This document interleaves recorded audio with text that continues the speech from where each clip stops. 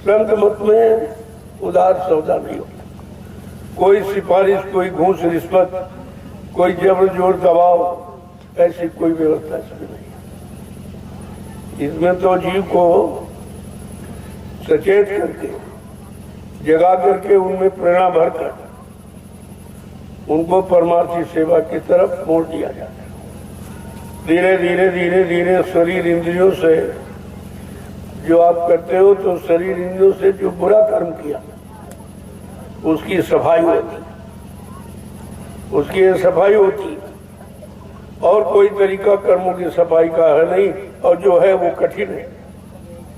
या तो आप भजन करो, या तपस्या, त्याग, संयम, वैराग, वो पिछले युग की साधना है, वो आपसे होगी नहीं, क्योंकि वो शरीर की उम्र और शरीर का मन ताकत तो है नहीं, लिहाजा वो आपसे हो नहीं सकता। इसलिए संतों ने शोध किया, ये व्यवस्था आपके लिए सोच के बनाई कि कलयुग का जीव तो बहुत पापी है, बहुत कुकर्मी, पता नहीं कभी अच्छा किया ही नहीं, जब किया तो बुरा ही।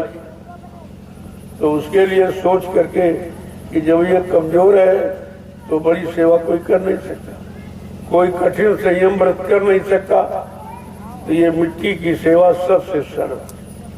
इसमें आपको कुछ नहीं, कोई बुद्धि नहीं लगानी, कोई पढ़ाई लिखाई का इसमें काम नहीं, कुछ नहीं। और कितना बड़ा काम कर्मों की अदायगी, ये पढ़ लिख के भी आप नहीं कर सकते।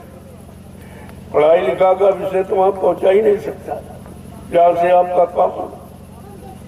इसीलिए महापुरुषों ने कहा है भाई, पढ़ना लिखना चातुरी, ये तो काम सहल सरल है, सभी कर सकते हैं। लेकिन फिर कठिन क्या है?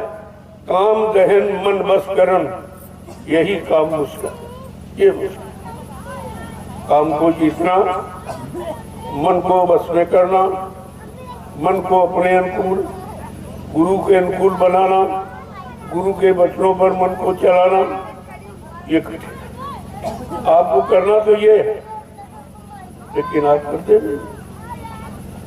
तो अगर वहां आप होते तो दया अलग, ये दया नहीं, दया उधर है,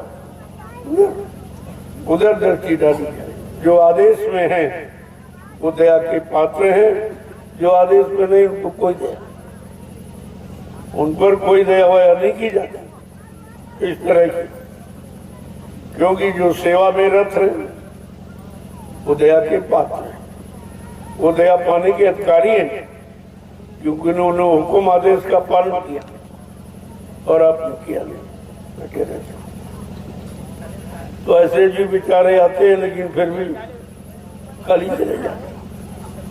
वो भरे समुद्र में घोंगा प्यासा, वही इस सत्संग चर्चा में आए हो, लेकिन ले कुछ नहीं पा रहे, लाभ कुछ नहीं मिल पा रहा, क्योंकि लाभ पाने का जो तौर तरीका वो आप अपनाते नहीं।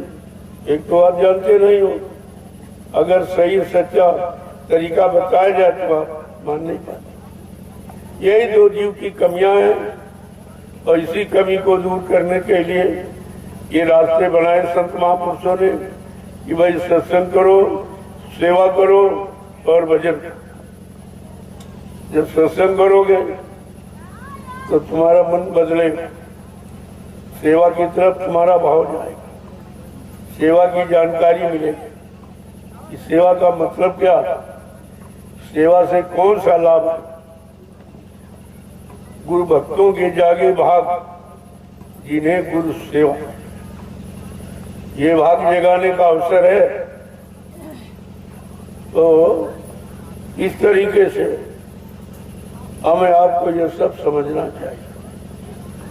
समझ लोगे काम जल्दी हो जाएगा, नहीं समझो तो कई जीवन निकल जाएंगे, कई जीवन निकल जाएंगे। क्योंकि होने वाला जो कर्म है मिलने वाला हो तो आप करते नहीं, बताया जाए फिर भी आपकी समझ में नहीं आता।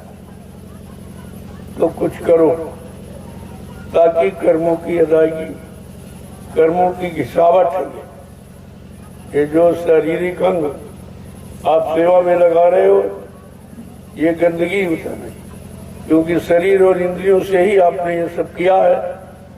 उन बुरे पाप कर्मों को कैसे निकाला जाए, हटाया जाए, तो ये उसकी रगड़ है। इतना पसीना निकलेगा, एक तो बीमारी चली जाएगी, शरीर स्वस्थ हो जाएगा। और जो शरीर से सेवा कर रहे हो, यहाँ पर क्या होगा, कैसी भूमिका व्यवस्था बनेगी, जो आगे आने वाले करोड़ों लोगों को लाभ देगी, ये परमार्थी लाभ आपके हिस्से में। तो कितना बड़ा आपका, कोई बड़ा चला डलिया उठाई फेंक दिया, कोई खास तो नहीं है, लेकिन लाभ कितना बड़ा। जो लाभ है आदेश पालन। अगर समय का जानकार है और जानकारी के अनुसार कोई भूमिका व्यवस्था बनाता और जीवों की समझ में आ गया और जीवों ने अपना लिया, तो जो काम कभी नहीं हुआ वो काम आपका हो जाए। काम तो सब हो जाए, लेकिन कुछ न कुछ करो।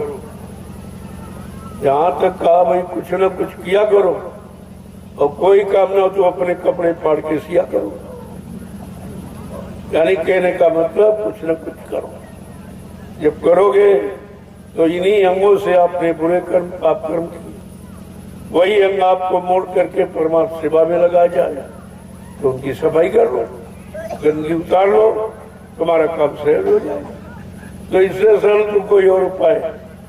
और ये भी अगर समझ में नहीं आ रहा तो फिर आप कुछ नहीं, फिर आप कोई दोषारोपण नहीं कर सकते, भाई हमारे पर दया नहीं की गई, हमारे पर कृपा नहीं की गई, हमारी रक्षा नहीं। रक्षा तो आपकी हमेशा हो रही, नहीं तो यहाँ सुरक्षित नहीं बैठती। और इसीलिए आपको यहाँ लाया गया। इन दिनों में आपका समय अच्छा नहीं था, कोई न कोई दुर्घटना हो सकती थी, कि कोई न कोई नुकसान आपका होने वाला था, तो आपको वहां से हटा लिया और बुला लिया गया। और आज का दिन तो बहुत खराब था, ये तारीख शुभ कर्म के लिए बहुत खराब। 8, 18 और 28 इन तीनों में कोई शुभ काम मत करो, और नहीं मानोगे तो बाद में नुकसान हो जाएगा, फिर हम कोई बात सुनने वाले नहीं। मैं पहले से आपको कह दूं, आज इसीलिए मैं सुबह नहीं निकला, शाम को निकला। जब पूरा दिन समाप्त हो गया तब निकला कि चलो, क्योंकि 5 दिन की सत्संग की घोषणा थी, वो तो होना ही है, बगैर उसके तो मतलब यानी कोई काम हो ही नहीं सकता। क्योंकि हमारा लक्ष्य निशाना सत्संग का है, और जीवात्मा जगह परमात्मा से मिले, भजन कराने। और कोई और तीसरा है कि तुम्हारे कर्मों की अदायगी हो जाए, क्योंकि जब तक कर्म नहीं उतरेंगे तो वो जाने नहीं देगा, वो काल भगवान यहाँ से निकलने नहीं देगा।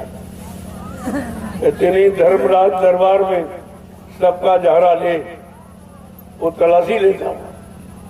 तो मेरे देश से जा रहे हो, मेरा कोई कर्जा तो नहीं बाकी, कोई मनसा बाचा कर्मणा, कोई कर्म कर्जा तो नहीं है।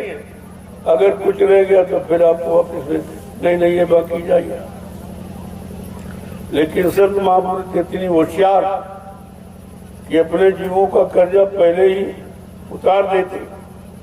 तो कहते घाट जगाती क्या करे जब सिर बोझ न हो। जो घाट पर तलाशी लेने बैठा है, जब तुम्हारे सिर पर कोई कर्जे नहीं रहेगा, परमात्मा सेवाओं के द्वारा सारे कर्जे की अदायगी करा दी गई, तो वो धर्मराज क्या करेगा? वो कुछ नहीं। देखो कितनी बड़ी अंदरूनी दया आपको, इतना बड़ा बचाव आपका है। और जो सुमरन ध्यान भजन आप करते हो, 1 मिनट 2 मिनट 4 मिनट जो भी आप करते हो, तो वो सब इकट्ठा कहा तुमको करने का अधिकार है, खर्च करने का अधिकार। और तभी आप कहते हो हमारा बनता नहीं। तुम्हें क्या मालूम बनता कि नहीं बनता? जब हाजिरी में ही तुम्हारी तनख्वाह मंजूर है कि हाजिरी दोगे, तभी आपका अनुमान लिया जाएगा। जीव